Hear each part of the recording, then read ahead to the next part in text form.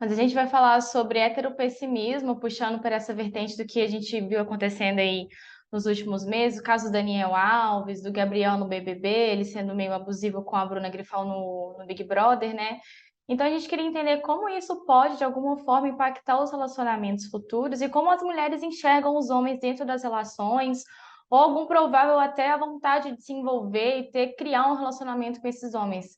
Então, eu queria entender como isso pode influenciar e o que a gente pode ver daqui para frente nos relacionamentos heterossexuais.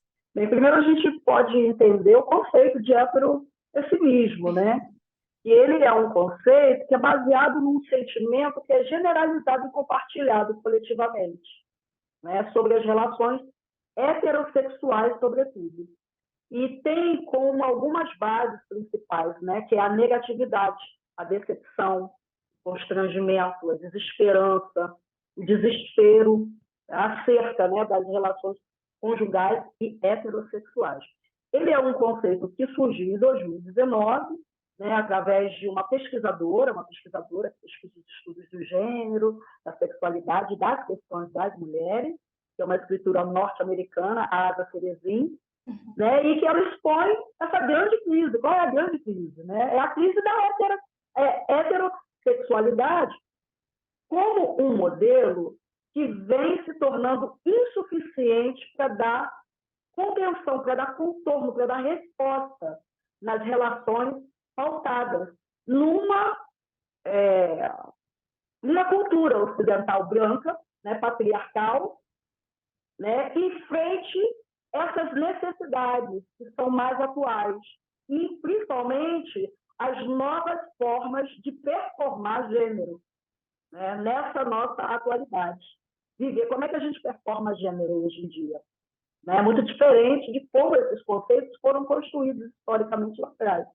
Então, o heteropessimismo ele produz uma tensão entre vislumbrar novas possibilidades de experiências e arranjos relacionais, tá? Contra esse modelo, que ainda, infelizmente, é muito latente nas nossas relações, nas nossas vivências, né? Que, infelizmente, a relação heteronormativa ela tem duas bases principais e muito relevantes, que é a desigualdade e a violência. Uhum. Então, e o porquê desse fenômeno? Tem as questões históricas, né, que como a gente foi construído, vem construído o modelo de mulher, né, do que é esse modelo heteronormativo, da submissão das mulheres dentro desse modelo, né, da objetificação dos seus corpos e nos colocando nas periferias das relações, né, das escolhas. Né? Então, essa subjugação ao homem, né, para garantir esse investimento enquanto objeto de desejo, né, porque a gente tem que pensar que estar dentro de uma relação, dentro de uma sociedade, é um capital social, é um valor social. Ostentar um companheiro, uma companheira, é sinal de assertividade, que a vida deu certo. Afinal de contas, a dimensão afetiva, né, da nossa experiência humana, ela é muito importante. Ela é muito importante porque a gente se desenvolve muito dentro das relações. E quando a mulher ela não goza desse capital social, desse status social, dessa conquista social, ela é vista como uma fracassada mesmo, como se estivesse vivendo um fracasso. Né? Então, são questões assim, muito, muito amplas, muito complexas, porque o heteropessimismo, enquanto fenômeno, tem as mulheres encabeçando o ranking. Né? Porque nós, mulheres, acabamos por cocriar uma atitude muito negativa, né, quando a gente olha para essas experiências afetivas. Né? A gente acaba focando, né, tem uma tendência em focar em vivências negativas, nas queixas, no que deu errado, né, para assim justificar uma hesitação. Então, quando aparece um escândalo desse, vem o discurso, tá vendo? Olha lá, é isso aí, homem, é isso aí. Tá vendo lá? Tá vendo? Não dá para confiar. Então, está todo mundo muito desconfiado, muito desacreditado, muito reticente, especialmente as mulheres. E tem algumas características que acabam se destacando. Né? Por exemplo, o empoderamento feminino, enquanto uma libertação, ela se torna também uma ameaça. dentro das relações conjugais pela norma da heteronormatividade. Infidelidade masculina é um fantasma que assombra, e sempre assombrará. Infelizmente. Né? E o comportamento e a atitude dos homens, sabe, em situação de extrema visibilidade, faz com que tudo se amplifique. Né? Como você falou, né, sobre os exemplos lá do Gabriel Pop, né? Pop, isso. Gabriel Pop, né? Na relação lá com a moça do BBB, né? Com aquela atitude extremamente violenta mesmo, abusiva, gerou uma repercussão muito negativa. Muito negativa. E aí é muito interessante, né? E como nós somos sujeitos forjados, né, por essa sociedade. E os homens, forjados por essa masculinidade, que muitas vezes é muito tóxica, eles nem se veem nessas situações.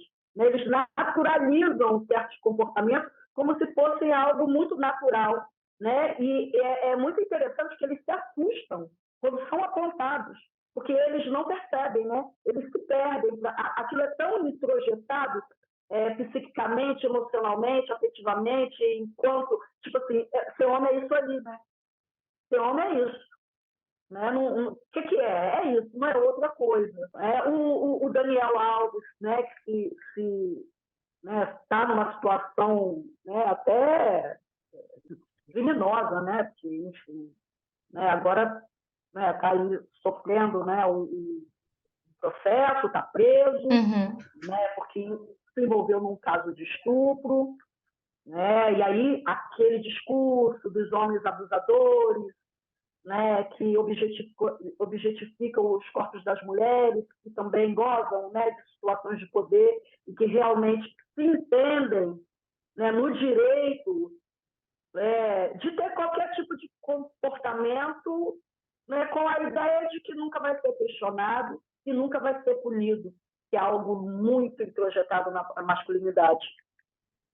E o exemplo lá do Luiz Navarro, né, que também foi um enorme escândalo, né, dele fazer um desabafo nas redes sociais, dizendo que o casamento tinha acabado, que ele tinha sucumbido, o espírito dele sucumbiu. Porque ele achou, né, na vivência dele enquanto homem, como chefe de família, né, ele se viu numa situação, né, difícil, né, de não suportar e que questionou, né, o tempo dele, né, o investimento dele enquanto um homem responsável, né, que assuma o papel social que se espera de um homem numa relação conjugal formal, heteronormativa, e que ele se vê totalmente afogado, né, preso. Né, porque essa coisa da relação, a coisa da relação, o heteropessimismo, ele trata a relação heteronormativa como se fosse uma prisão. E esse é um exemplo bem interessante, né, do Luiz, né, que diz, nossa, faz muito tempo que eu não leio um livro. Né, como se mulheres, nós, quando temos filhos, também não lemos livros. Nosso espírito também sucumbe, a gente deixa de ser mulher para ser também mãe. Muitas vezes a gente deixa de ser mulher em detrimento de ser mãe. Mas é isso, né? Como os homens não querem abrir mão de nada, não quer ceder nada. Por quê? Porque na lógica patriarcal, quem é o sujeito que cede? Nós, sempre. Né? Então as mulheres estão muito cansadas, na verdade. O heteropessimismo vem de um cansaço, vem de uma exaustão, de um descrédito. Né? Então, esses são exemplos que geram indignação coletiva. Né? Estimula a gente desacreditar na capacidade que os homens têm de sustentar ou não uma relação. Né? E acaba olhando, a gente acaba olhando para esses modelos, o modelo da heteronormatividade, e pergunta, nossa, o que há de novo? É isso aí? E aí, o que mais? Vamos ficar aí? Estamos encerrados, né, nessas perspectivas? Como é que a gente faz para ir além? Né? E a autora, é interessante que a autora diz, heteropessimismo é a desidentificação performativa de mulheres com a sua própria heterossexualidade. Olha que interessante, né? É tipo, eu olhar e falar, não, eu quero mais, não pode ser só isso, né? Ela é muito engraçada, né? Porque a gente tem também o hábito de transformar nossas desgraças em piadas, né? O humor, né? O humor salva muito, né? As nossas experiências, as nossas dores, né? Acho que levar para o humor é um recurso assim, muito importante, muito interessante, né? Então as mulheres acabam lidando com esse constrangimento e com esse fracasso, né? E leva para o humor, né? E a gente vê isso expressado nas redes sociais.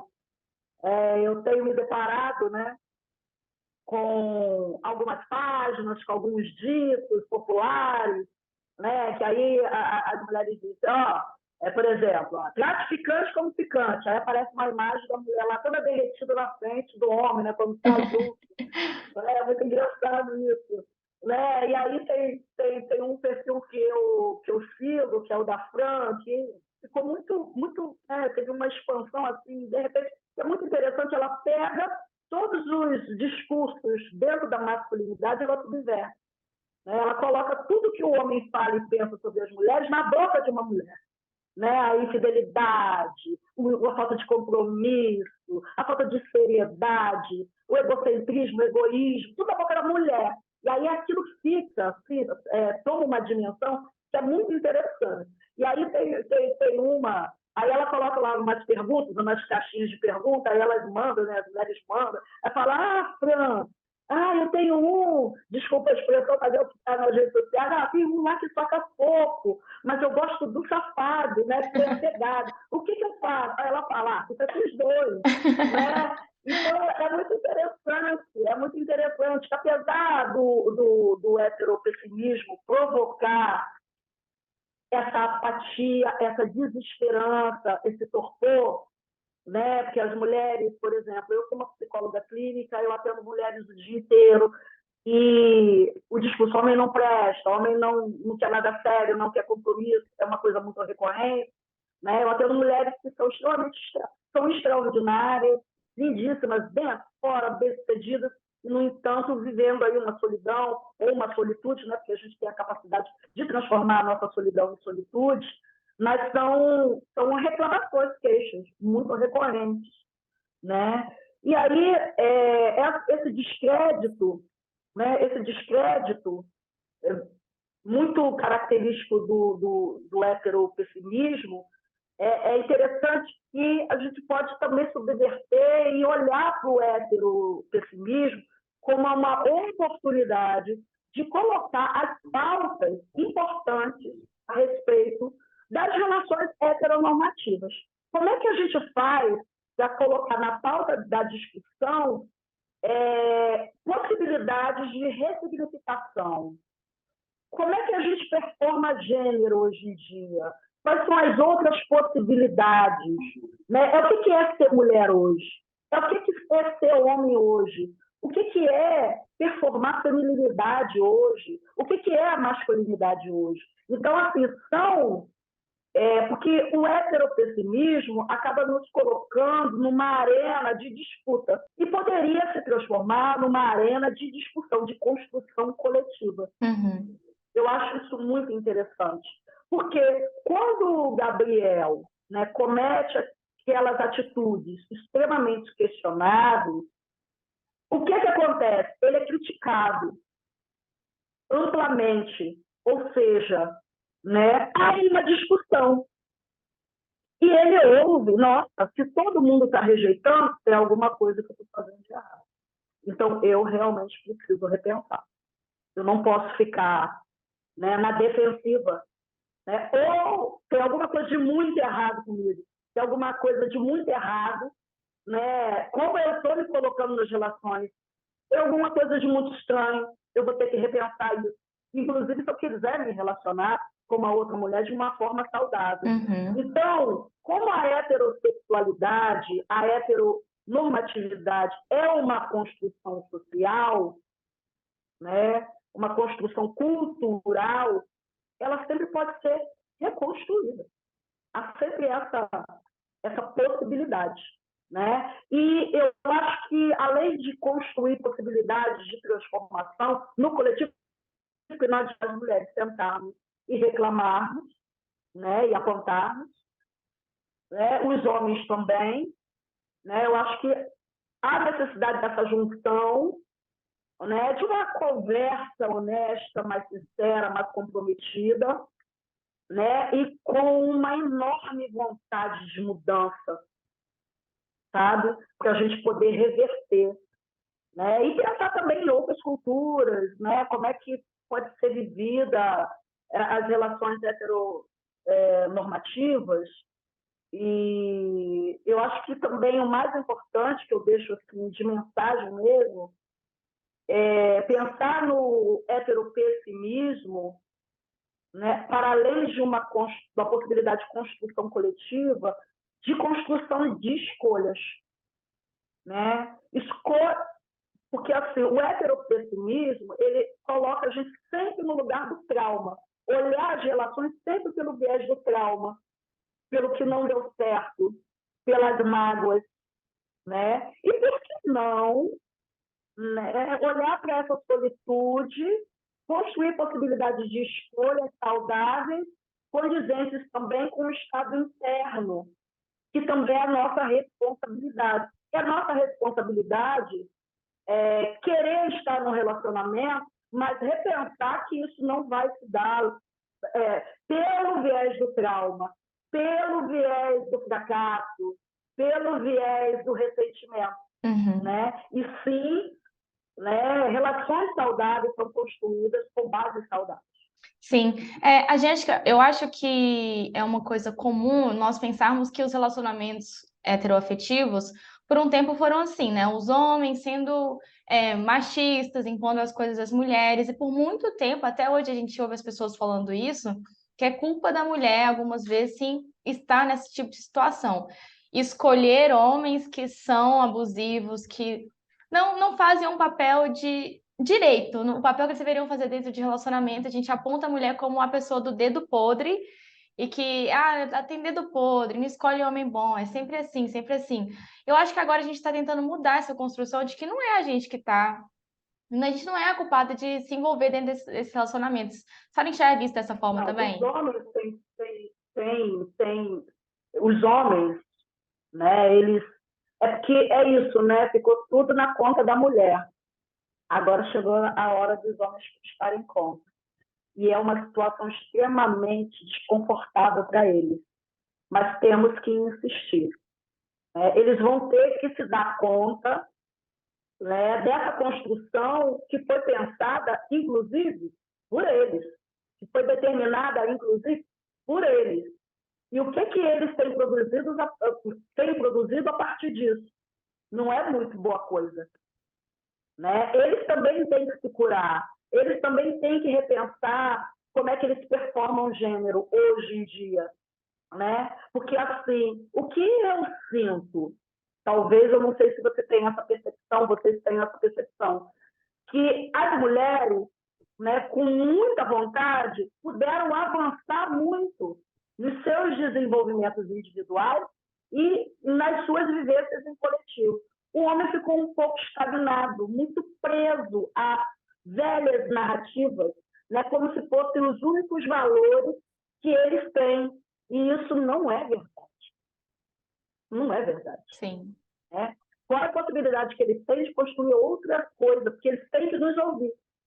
Quando eu falo que a gente tem que discutir, é porque eles têm que nos ouvir.